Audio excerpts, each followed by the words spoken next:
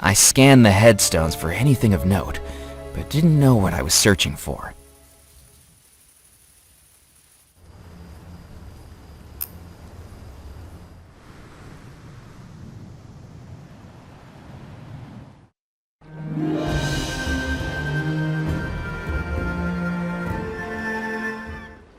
Well, aren't you a sight for sore eyes? I didn't think I'd be seeing you again, Mac.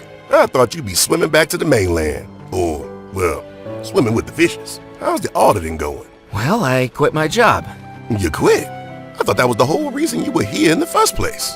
Yeah, I thought so too. Why you doing this, Mac? Don't you have a family you need to get back to? Away from the ghost stories?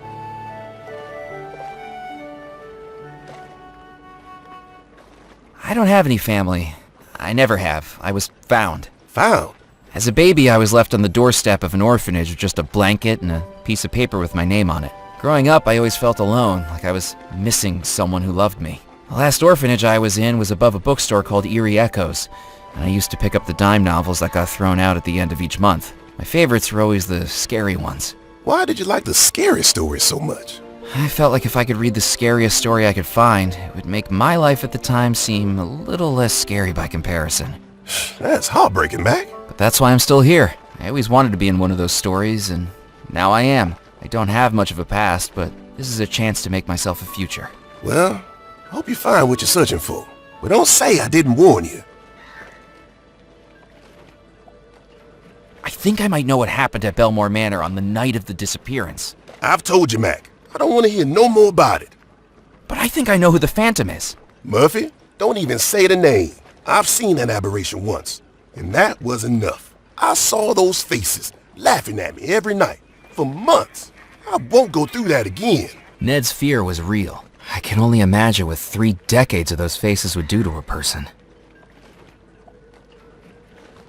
Do you remember the Belmore Trading Company ever unloading a coffin at these docks? You know, now that you mention it, that does ring a bell. Yeah, back when I first started out, the Belmore's flagship, the SS Mysterium, came back into port a few days late, and Mr. Rackham rustled up a bunch of us roustabouts to help unload it, way earlier than we usually be out.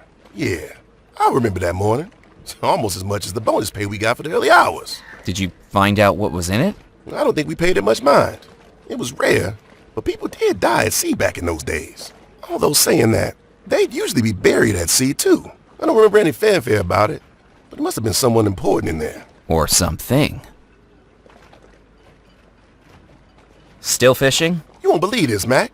Squibb's record was ruled invalid. He was overheard down at Spinelli's bar boasting about how he put ball bearings inside the Pencosa to make it heavier. Can you believe the nerve of some people? The despicable things they'll do. It means I'm right behind you, buddy. Just one lucky catch, and I'll be bumping you down to second place. Is that a grill you've got there, Ned? 14 hours out here will give anyone an appetite. I'm not giving up just yet, but it'll be supper time soon. You're welcome to join me. Do you miss working on the docks? I wouldn't give up fishing for it, but I have good memories of those times. Good, honest teamwork. Working outdoors, singing shanties, and swapping stories. Though to be honest, some of the tales they tell may have been a little exaggerated. Catch you later, Ned. See you around, Mac.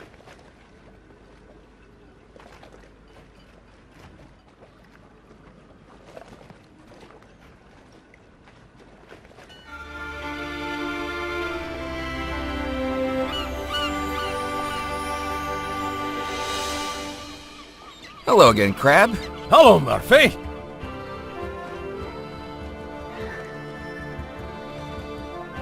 I'd like to hire your ferry. Sure. Give me a map of where you want to go and I'll see if I can get you there.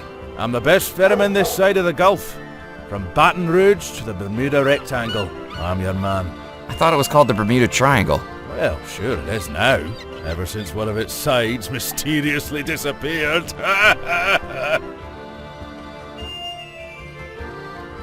I'll talk to you later. Goodbye.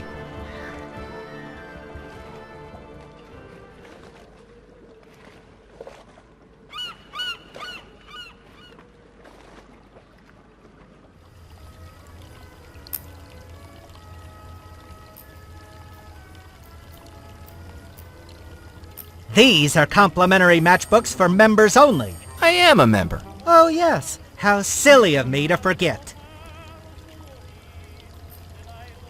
Hello again, Felix. Hello again, sir.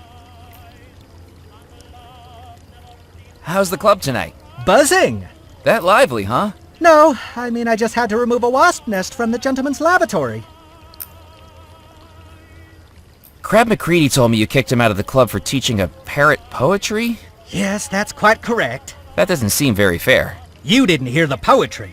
If I may regale you, there was a young man from Bombay. Took the slow boat to China one day.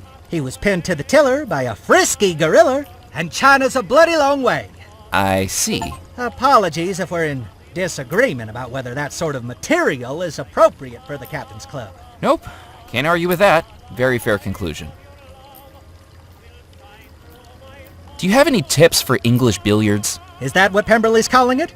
There is one bit of advice I can give. Oh, really? Use the pointy thing to hit the round thing. I best be casting off. Farewell, Captain.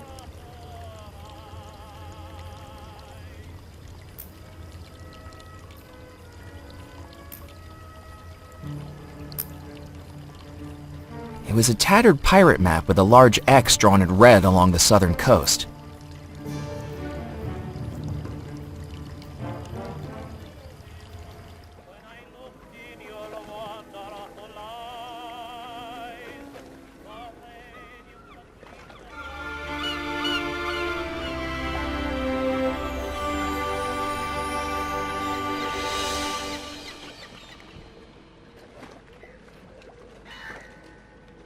I'd like to charter your ferry, please. I have a map here to... Huh?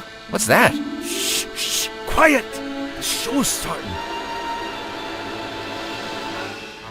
Signore, signori, ladies and gentlemen, the magic and mystery of the theater comes together with the artistry of the craftsman. I was going to say that. You're interrupting me. You started it. This is very unprofessional.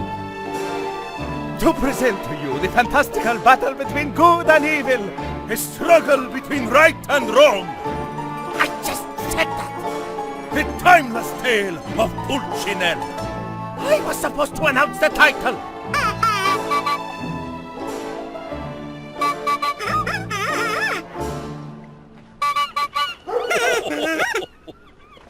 Two puppets danced and wiggled on the stage.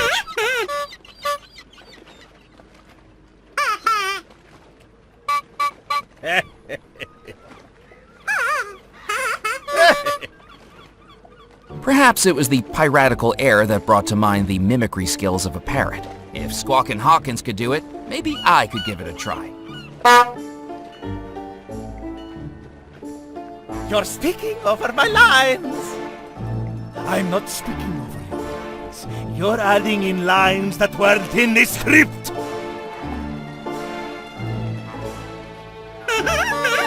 Hey guys, do you think you'll be finished soon? I don't think I'd ever been brushed off by a puppet before.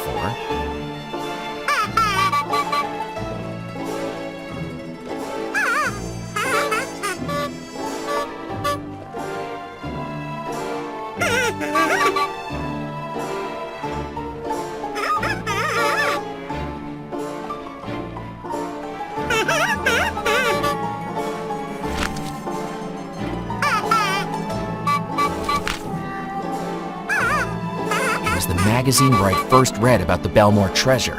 Now I was going to find out if it was more than just a ghost story.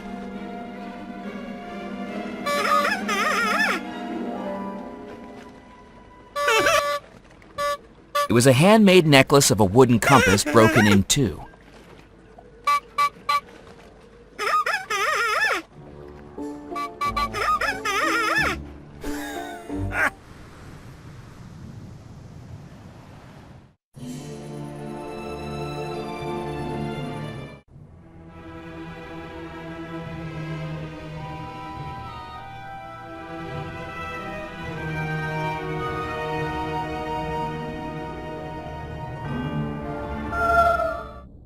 Abigail's ghost was once again back in her bedroom, now fully consumed by the wicked spell Rackham had trapped her in. The minutes left before he married her were falling away like dominoes.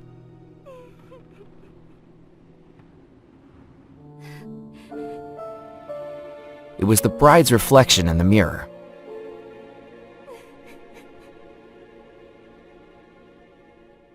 The necklace I was carrying exactly matched the one around the neck of the bride's reflection. This must have belonged to the sailor.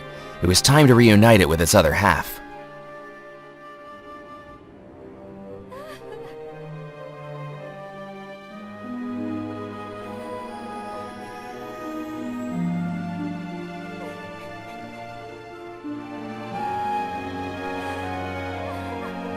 As the reflection disappeared back into the mirror, I looked at the dresser and saw that something had been left behind.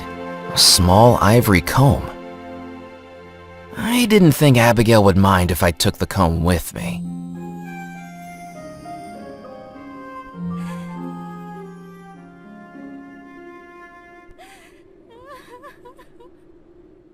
Remembering my childhood days, I wrapped the tissue paper around the comb to form a rudimentary kazoo.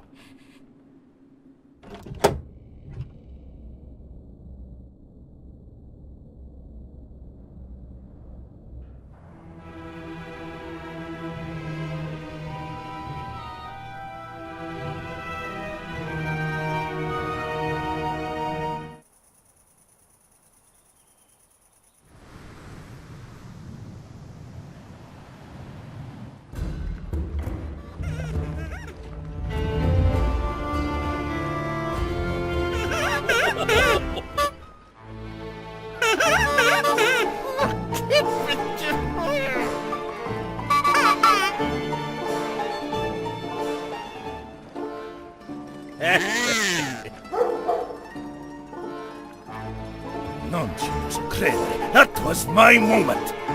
Your moment. We agreed in rehearsals that this scene would be about me.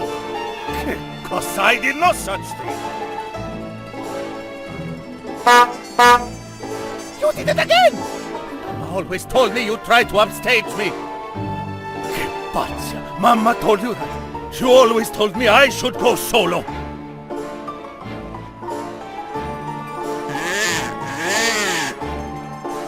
Right, that's it. I quit. You quit. I quit first. You'll never work in this town again. Work in this town again? We only arrived this morning.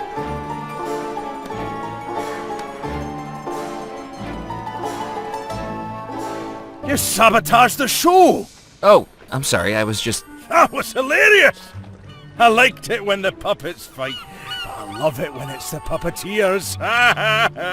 Glad you enjoyed the show. Could I borrow those instruments you used? If they come back, I'd like to direct the encore. Sure, I doubt I'll have much more use for them.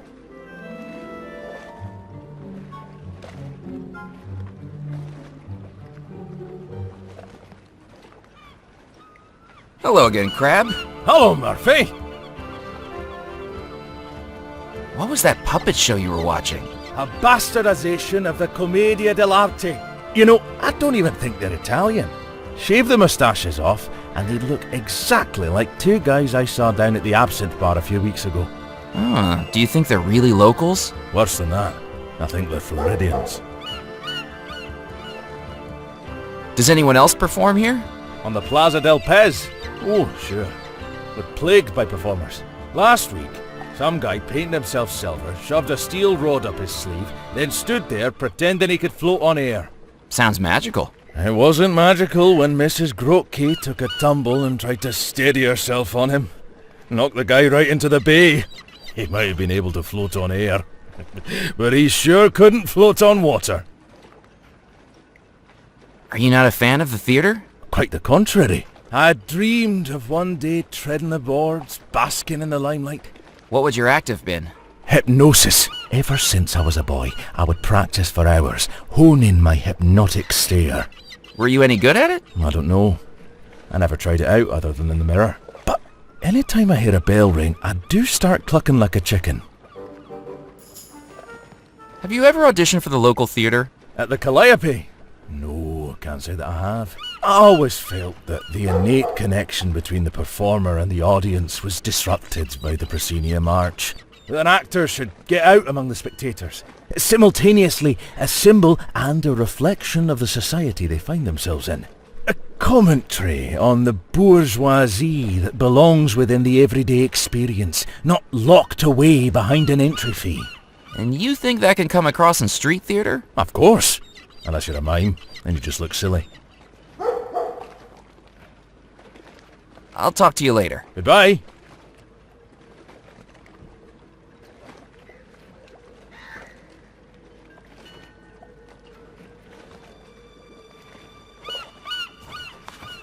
Could you take me to Crossbone Cove? Well, look at that. That's quite the dangerous destination.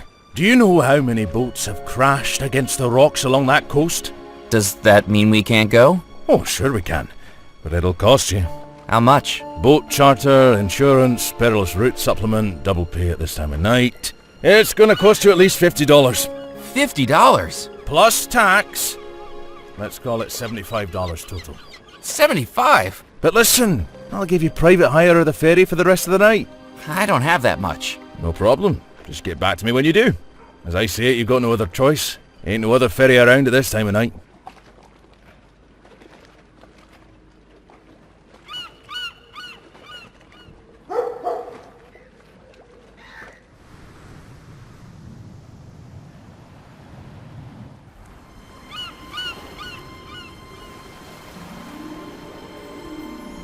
My name's Murphy McCallan. Nice to meet you. Oh, yes. Hello. Pleased to meet you.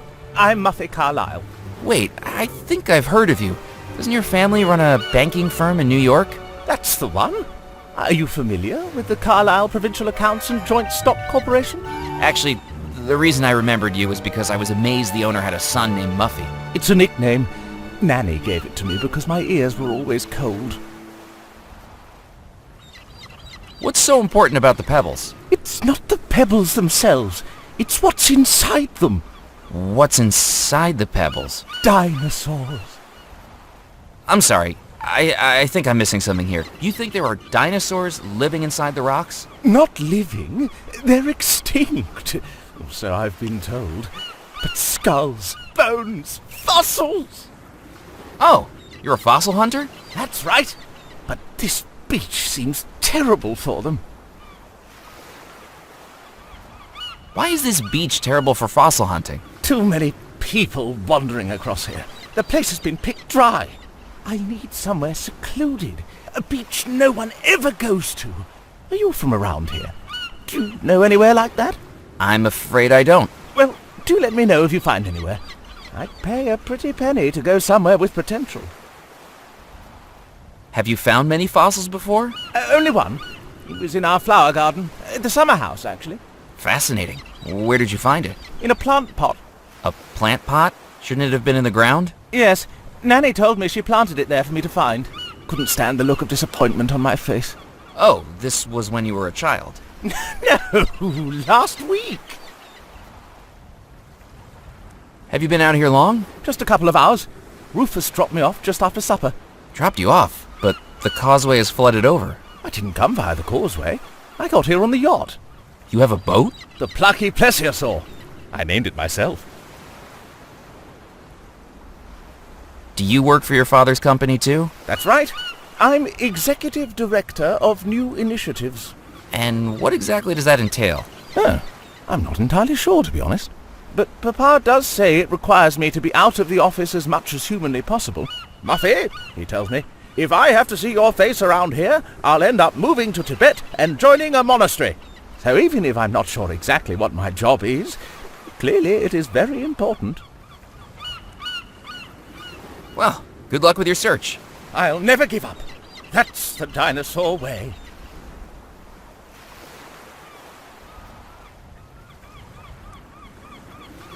The book was just one of an assortment of items set up on a folding table, apparently useful in the beachcomber searching.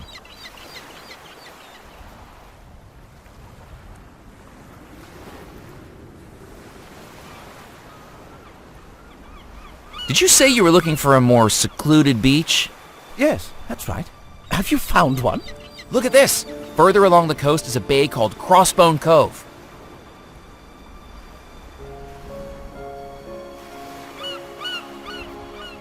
Crossbone Cove. That does sound very bony. How do we get there? There's a ferryman in town named Crab McCready who can take us to Crossbone Cove. We just need $75 to cover the charter fee. Oh, absolutely. I can spare some of my allowance. Let me write you a check.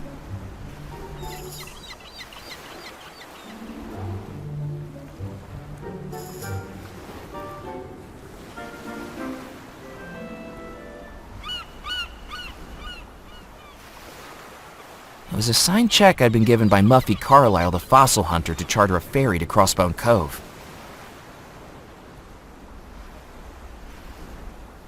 That should cover it. I'll go charter it at once.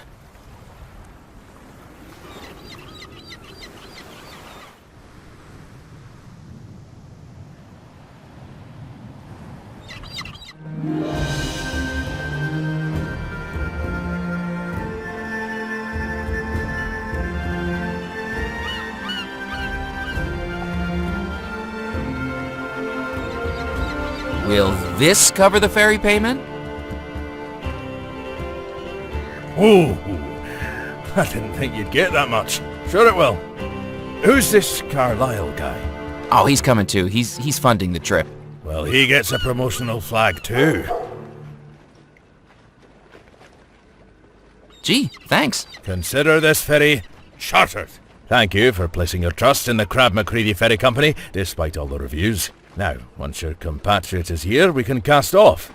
Pin that map up inside the cabin, will you? It'll be a tricky voyage to Crossbone Cove. I haven't sunk yet. This month. So we were off, captained by a man whose body composition had more alcohol in it than a bottle of vodka. And yet he navigated like a seasoned dancer, pirouetting through the treacherous currents with a drunken grace, all the while sipping from a flask that smelled stronger than window cleaner. Crab, I can't complain about your captaincy skills, but I've got to ask, how did you get through those treacherous rocks with so much alcohol in your bloodstream? Murphy, if I didn't have the alcohol in my bloodstream, I wouldn't be going anywhere near those rocks in the first place. The currents on this side of the island whipped the water up into a frenzy. While the lapping tide on the pebble beach looked idyllic, the water at the entrance to the bay was a death trap. It was a pile of rocks, sturdily balanced atop one another. I didn't want to disturb the rock pile. I might have made it collapse.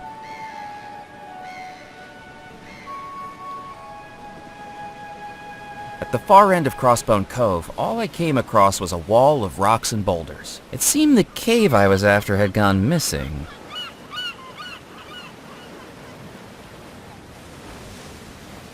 It was an old rowboat, smashed against the rocks of the stony beach.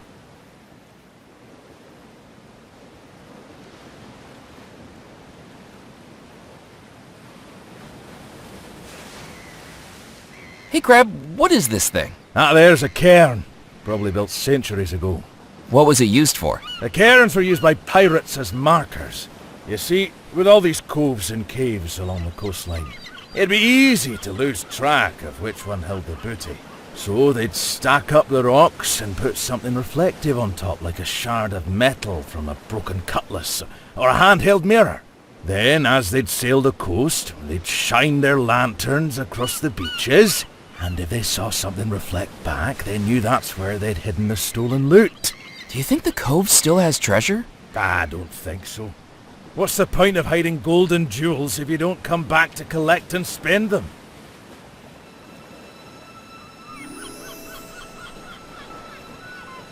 I balanced the brooch on top of the cairn, its reflective jewel facing out to the horizon. If pirates could make use of this, maybe I could too.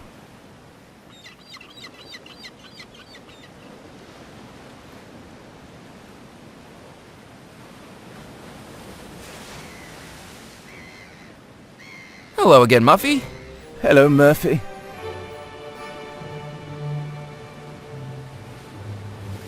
Any luck finding those fossils? Nothing. I'm beginning to think this island doesn't have any fossils. Have you found anything at all? Only these. Oh my goodness, Muffy!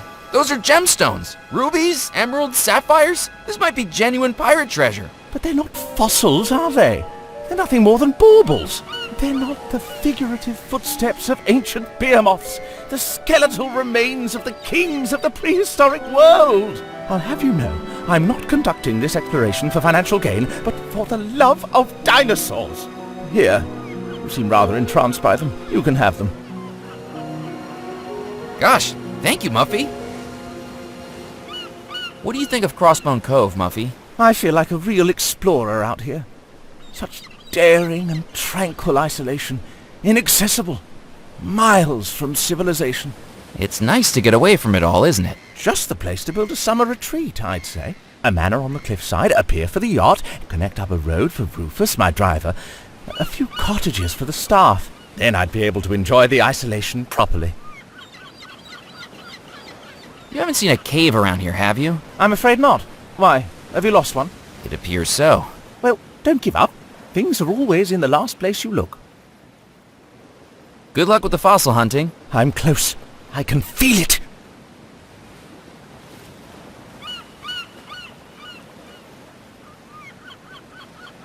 Hello again, Crab. Hello, Murphy.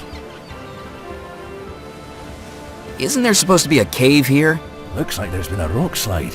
Not unusual on this side of the island. The Caribbean hurricanes hit these coves with full force. Do you think there's a way into the cave? That has to be 200 tons of solid rock. The only way you're going to get through there is by blowing a hole in it. And I'm afraid the Creaky Crab 2 here is too small for artillery. Do you think there are any fossils on this beach? Bones? Here? Nah, I don't think so. You see, most of the rock is igneous. It doesn't have the right sedimentary process and stratigraphic considerations. You need to have a thorough understanding of geologic timescales and the depositional environments present in a particular era to fully grasp why fossils wouldn't be found in rock formations like these. I didn't expect you to know so much about geology. Most people don't. Skills like that, you keep close to your chest. Never know when they'll come in useful. What do you think of Muffy persisting in his search? Well, everybody needs a hobby, right? I collect rubber ducks. You continue to surprise me, Crab. So pirates used to use this beach to stow hidden treasure? I heard this one was used by Captain Crumb. He's related to Jasper Crumb, the jeweler, isn't he? Hard to believe, isn't it? One of the most vicious pirates to sail these seas. Until he got the wind knocked out of his sails. How a bloodline can go from a man who had cut through a dozen men for just a single doubloon to a man who came off worse in a fight with a budgie is beyond me. What knocked the wind out of Captain Crumb's sails? Some say it was a ghost ship. Personally, I think he must have had a midlife crisis. Tried to find something more fulfilling, like crochet or watercolour painting. All that swashbuckling would wear anyone out. I'd like to head back to Dead Nettle, please. I'll stay here. Come back for me later. I'm not leaving until I find a fossil. That guy's elevator doesn't go all the way to the top floor now, does it? Hop aboard, Murphy.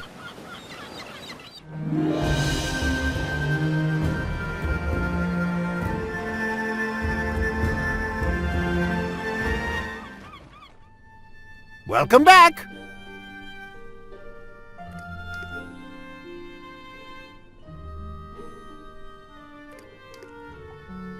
I've got something to sell that I think you'll be very interested in. Wonderful. What is it you're selling? These are genuine pirate gems. They were discovered at the treacherously inaccessible Crossbone Cove, where they must have laid undisturbed for 2 centuries. Just imagine their history. Fierce ship battles, sword fights, X marks the spot. They must be priceless. That's a very exciting story, Murphy. But I'm afraid what we have here is glass. Glass. Yes, sea glass. Bits of bottle or a broken lantern, perhaps.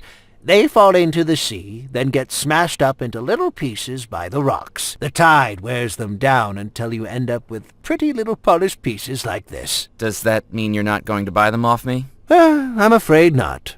But they are pretty. I'll tell you what I'll do. Have a look and see if there's something you'd like to trade them for. Does that sound like a deal? Sounds like the best deal I'm going to get.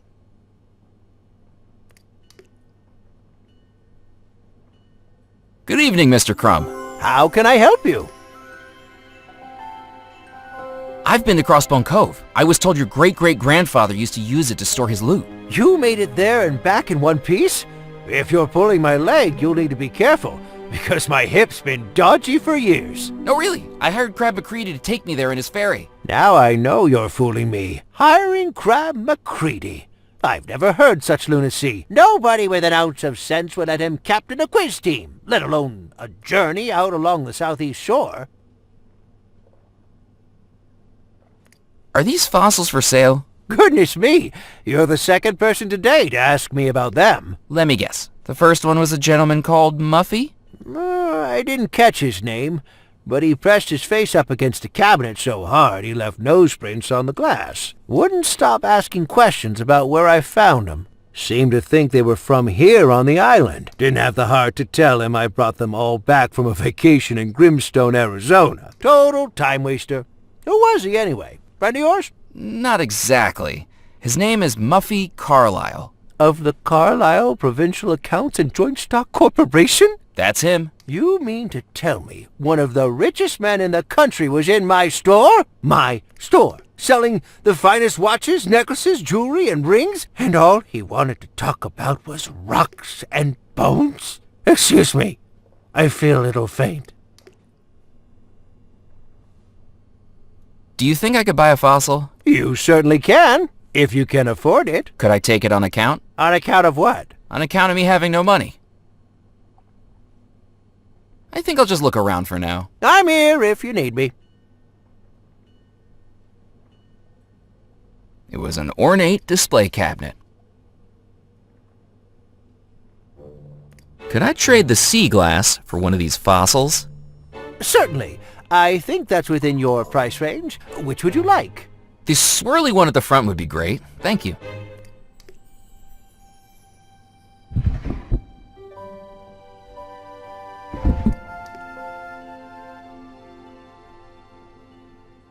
Pleasure doing business with you.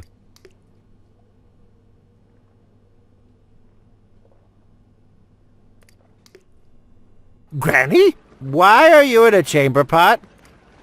Oh, right.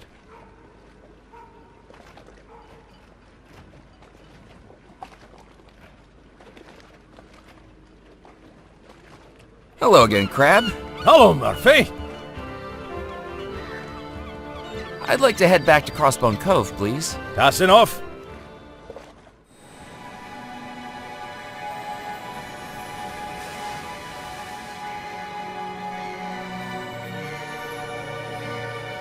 Muffy, look what I just found.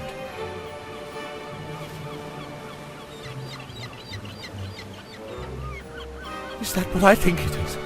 A dinosaur fossil. A memento of the Behemoths. A shadow of a bygone age. My very own dinosaur. That's an ammonite, that is. Really not helping here, Crab. Just saying. And it was right here where you were searching. You were right after all. I was right. I'm a real-life paleontologist. This'll show Papa. Crab, we're heading back to Dead Nettle. Muffy found what he was looking for. Glad to hear it. Step aboard. Where did your friend run up to so fast? I have no idea, but I think we made a childhood dream come true tonight. I am so overwhelmed, I might spew right across the deck.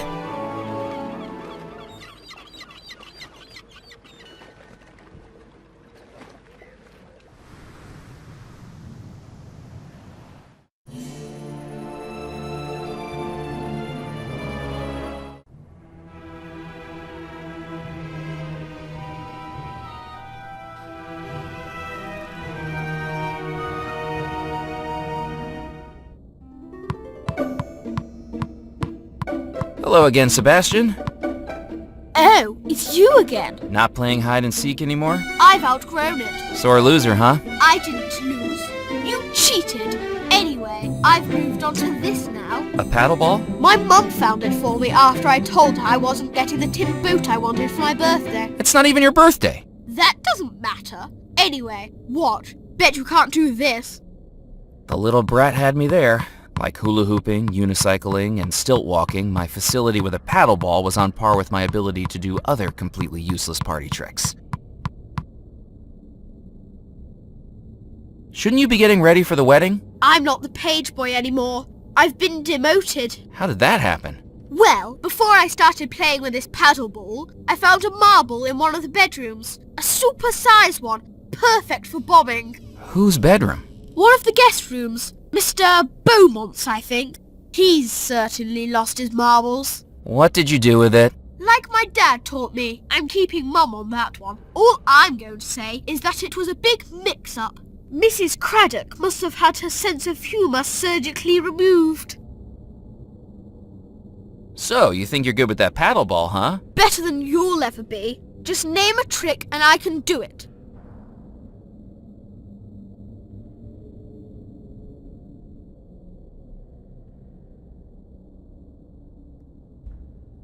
Did you say you followed Cecil Belmore to a secret laboratory? I was going to, but then I saw him. Rackham?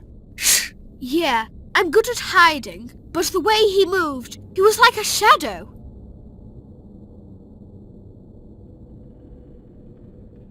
Mallory told me to tell you she's not happy that you changed her toy catalog. What's she going to do? I'm already dead. But that's not a nice way to treat other people. She started it. How? She tried to have me exorcised. I beg your pardon? Candles, salt, a pentagram. She even brought over a black cat from the fort. When I confronted her about it, she said she was just doing a science project. I see. Bet you can't do the paddle ball with your eyes closed. Look and learn.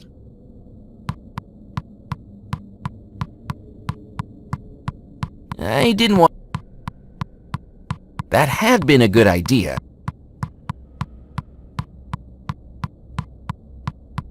Hello, Sebastian.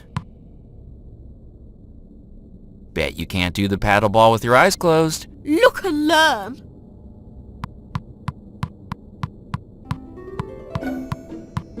With Sebastian's eyes closed, I took out my scissors and when the timing was right, snipped.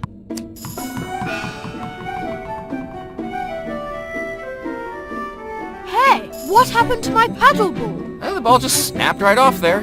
Maybe you need to practice a bit more. With any other child, I'd feel guilty. With Sebastian, it felt like evening out the cosmic balance. I bet Mallory was behind this.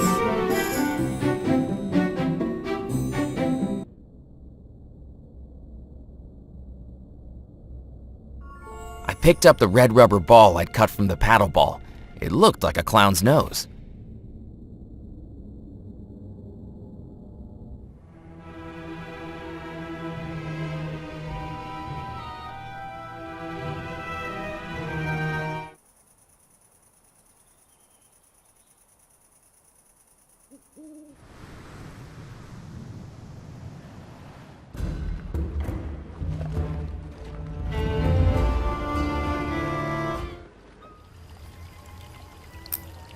I had nothing else to say to Felix, and I doubted he had anything to say to me.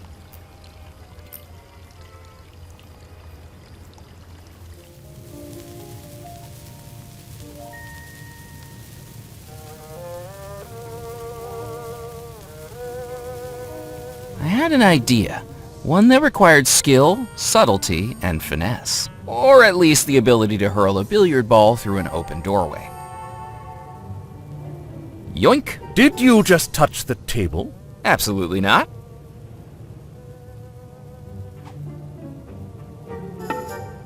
Ow! Who threw that? Hello again, Captain Pemberley. Welcome back, Captain McCallan. I'd like a rematch at English billiards. Thinking you can beat what I hit before? Step right up.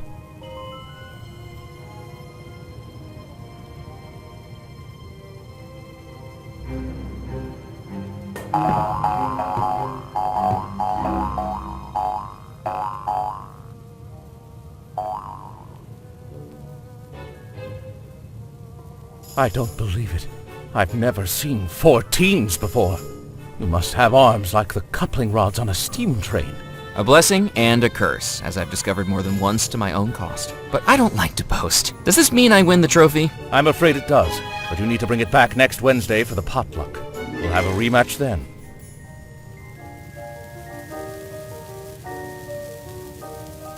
With my newfound title as club billiards champion, it was time to claim my trophy.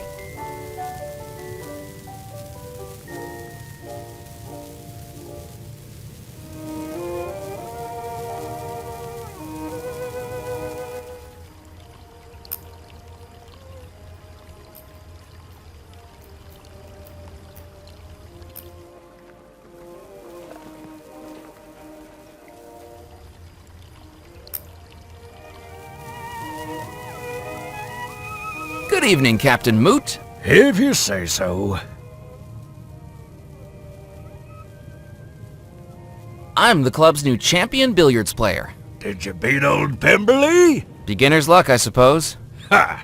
Looks like all those days at the Bays haven't paid off, Gifford. Boy, you'll have to have a party to celebrate. Sure, Moot.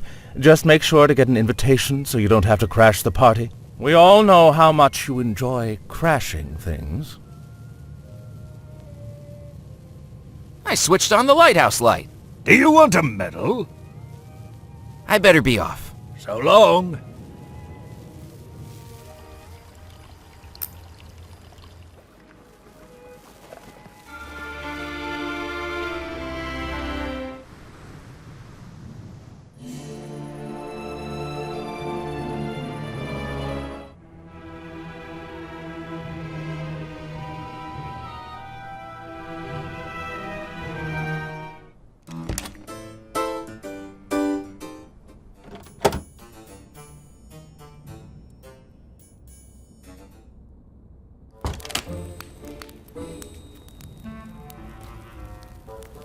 Good evening, Colonel. What? I think he decided to take up unicycling, actually. Good evening, Father Foskett. Hello again, my child. Do you know anything about the Sanctuary Crypt? Oh, I certainly do. History is a bit of a passion of mine. When Devil's Rock was first colonized, the only inhabitants were the monks of the church and the soldiers of the fort. The monks provided luxuries like woven blankets, carved utensils, and certain brewed drinks. In return, the fort defended the monks from raids. By pirates? Yes, but also by the European powers in the Caribbean. Their final line of defense was a hidden escape tunnel. According to legend, the fort had a beacon atop its tallest tower. If it was lit, the light would shine through the church's rose window, and the monks could open a secret passage and retreat to safety. I found the secret passage under St. Juniper's, the tunnel leading to the Sanctuary Crypt. The rumors were true? An escape tunnel? Well, I'll be. All those years, right under my feet. Makes you wonder if the other stories are true as well. What other stories? That the first monks came to the island to imprison... Actually, never mind. I don't think I should be talking about that. I'm already up to my neck in the demonic. I best be heading off. May God be with you.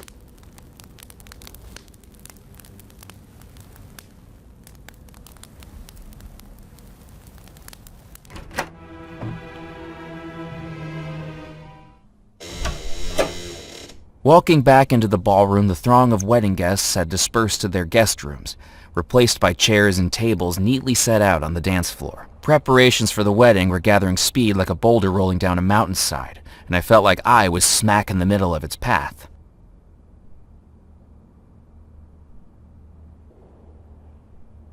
Good evening, Mrs. Craddock. Chairs at the far end, tables on the left. Oh, it's you again. Where have all the guests gone? To their rooms to get ready. Here I am tidying up after the waltz while they just waltz away. How long until the wedding begins? Just a few hours. Oh, good gracious, a few hours. And there's still so much to do. I'm sorry, but I can't stand around chitter-chatting. There is much work to be done. You seem a little stressed. Correct. And with all due respect, and I'm sure we can both agree much respect isn't due at all, talking to you only makes it worse. You need to find a way to relax, Mrs. Craddock. I don't think people realize how this job takes a toll on one's health. My doctor told me I need to rethink my diet, so I've decided to go more continental, by which I mean a glass and a half of wine with each meal and polishing off the bottle before bedtime. A la Francais. Where's the wedding cake gone? I had to hide it. Hide it? Why? Somebody had already helped themselves to a slice of cake. And I bet I know exactly who it was, Mr. McCallan. Oh, really? That horrible pock boy. The knave with his hand on the tarts. Perhaps the Queen of Hearts had good reason for her framework of justice. I heard you had a run-in with Sebastian Bach and his marbles. Oh, goodness gracious. You must be talking about the marble he found in Mr. Beaumont's chambers, I presume. That's right. What happened to it? Well, that little deviant was supposed to be making himself useful as a page boy by watching over Mrs. Pritchett, our most elderly guest. Instead, with a single flick, Sebastian managed to bounce his marble off the skirting board, ricochet it off the chandelier, and land it right on top of Mrs. Pritchett's hairpiece. Well, kids will be kids, I suppose. As long as he got the marble back. It wasn't a marble at all. It was Mr. Beaumont's glass eye. And you know what he said? He said he was keeping an eye on her like he was told. I heard you didn't send a wedding invitation to Captain Moot. Well, of course he didn't receive an invitation. He was dismissed from his employment weeks before the wedding for crashing the flagship of the Belmore fleet. He's very upset about it. Don't years of service outweigh one accident? Accident? I suppose you never learned exactly why he crashed the ship, did you? Actually, no, I didn't. We discovered that Captain Moot used to invite ladies up to the bridge after hours. Dozens of ladies over the years. He'd take them on moonlit cruises around the island and, goodness gracious me, paint them with no clothes on. Draped over the ship's wheel, stretched out in the rigging, dangling from the anchor. Apparently, he must have gotten a bit too carried away with his brushstrokes on the final painting, because he didn't see the rocks the ship crashed into. Ah, that would certainly be distracting. Indeed. I'll leave you to get on with your work. How thankful I am for life's little blessings.